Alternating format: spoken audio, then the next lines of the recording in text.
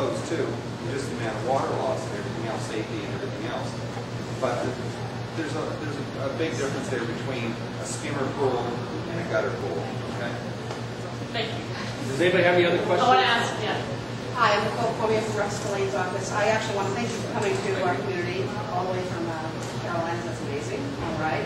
I actually have a three-part question. I may be jumping ahead a slight bit here, but I know that Representative Spillane, this could all be obtained with funding, and I know that he might want to know a few things. And one of them that I thought of initially was, how long do you think it will take to build 5 pools to start with?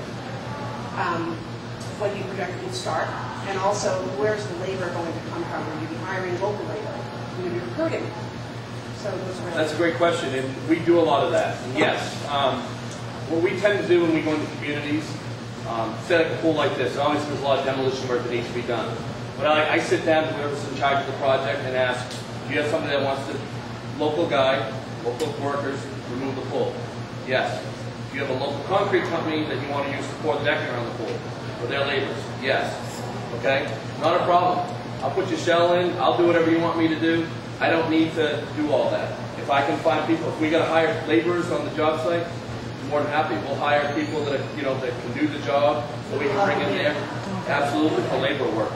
Anything that you the people or the city council want to do locally, I have no problem with that. I mean, I don't have a problem with the person that lives right next door to the pool, that if he's a mason, he works for a company, if his company wants to pour the deck, I don't have a problem with that, as long as it's up to code standards, which there's plenty of companies around there that can do that. There's excavating companies that are right here in Worcester that want to come in there and give the town a great price to remove it. Go for it.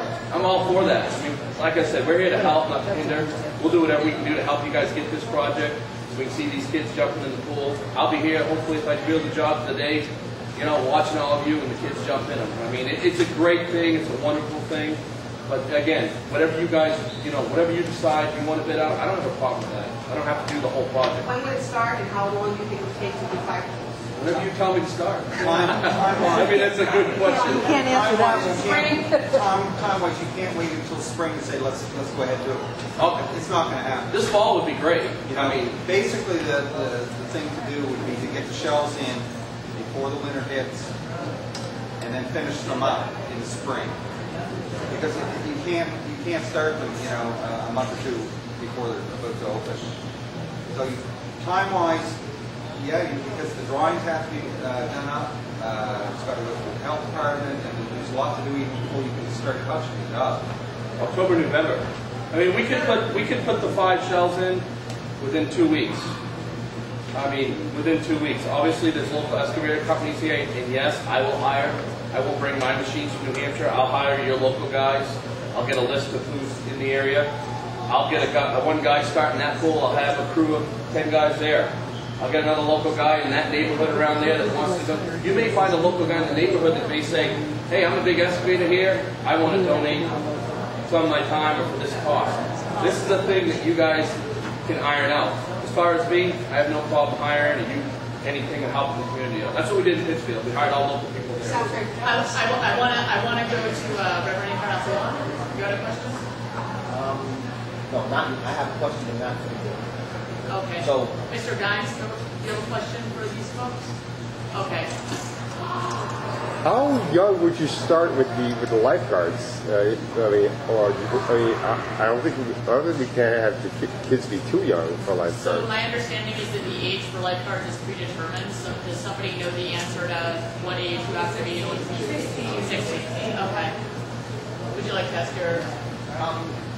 My question was, when Weston and Sampson was asked to come in or to bring in that model that's been brought in, I understand that Save Our Pools Coalition had done a whole bunch of work. I'm wondering, I don't know who can answer it, if anyone can answer it from here, but why wasn't Save Our Pools, after all the work that had been done, been contacted to try to come together with what Weston and Sampson was trying to do? The information that was collected here today, that's been collected for quite some time, the work that's been done, why wasn't any effort made in that aspect after 2 years of hard work?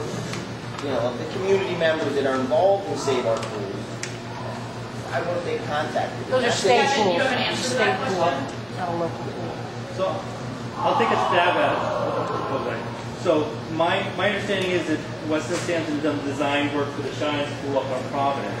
So I honestly think it was the easiest route to bring in the folks that did the Shines Pool up there, use the cookie cutter approach of let's do the exact same pool. I Okay. disagree with that. All right.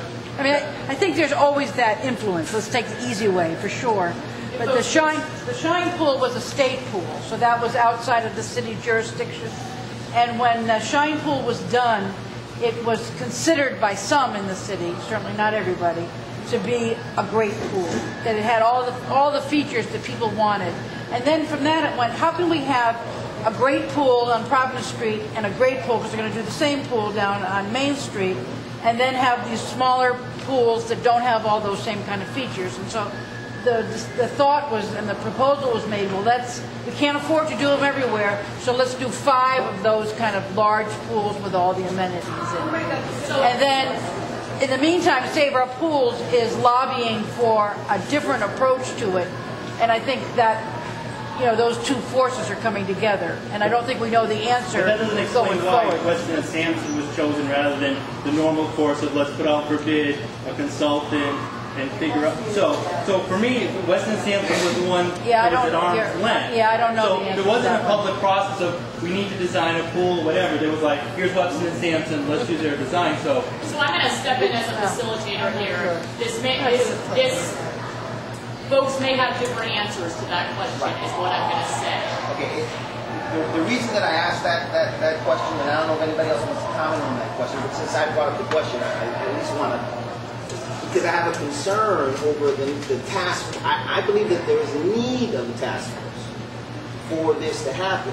But the concern I have of the implementation of how that task force is going to come about is based on what I see might be happening already, where, for example, Save Our Pools have done so much work and all of this other thing, all of this other stuff occurred with Weston and Sampson without including the work that's been done by the community. My concern is, how is that process gonna affect this whole choosing of the task force, and how does that come about? If that even happens, I don't even know if that's going to happen. But if it were to happen, where a task force was going to be implemented, how is it that some of the community members that are involved, deeply involved already in a lot of the research and a lot of the work that has been done, are going to be, invited to be part of that task force? So I'm gonna actually flag that as an ongoing concern, okay? So Reverend Encarnacion, I hear you, and thank you for that. I'm just the facilitator, so I apologize in advance for cutting anybody off.